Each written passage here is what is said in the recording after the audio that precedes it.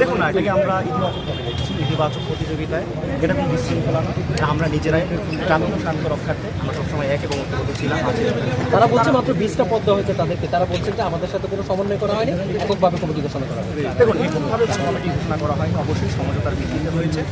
আর যে আমাদের ছাত্র সংগঠনের প্রতি কিন্তু বাংলাদেশের ছাত্র সমাজের বা বাংলাদেশের শিক্ষার্থীদের কিন্তু একটা আগ্রহ রয়েছে। বাংলাদেশের শিক্ষার্থীদের আশা আকাঙ্ক্ষার যে প্রতিফলন রয়েছে সেই প্রতিফলনটা কিন্তু আমাদের ছাত্র সংগঠনকে সে লক্ষ্যে আমরা দেখতে পেয়েছি যে আসলে প্রাইভেট বিশ্ববিদ্যালয়ের শিক্ষার্থীকে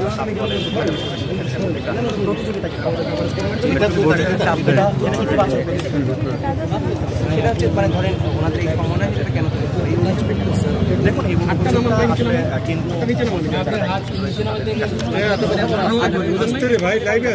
ঢাকা বিশ্ববিদ্যালয় সিন্ডিকেট তারা অভিযোগ করছিলেন।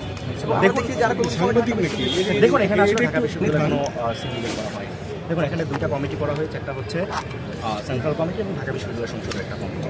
এবং আমরা ভবিষ্যতে আমাদের যে ছাত্র সংগঠন রয়েছে কেন্দ্রীয় সংসদ, অতি দ্রুতই সমৃদ্ধ প্রাইভেট বিশ্ববিদ্যালয়ের কমিটি এবং সাত কলেজের যে কমিটিগুলো রয়েছে এবং জেলা মহানগর উপজেলা পর্যায়ে কমিটিগুলো রয়েছে সেই কমিটিগুলো নিয়ে অতি দ্রুতই কাজ করবে। এই ক্ষেত্রে হতাশ হওয়ার কিছু নেই কিংবা পিছিয়ে পড়ার কিছু নেই। আমাদের যে প্রতিযোগিতা আমরা লক্ষ্য করতে পেরেছি সেটি ইতিবাচক প্রতিযোগিতা।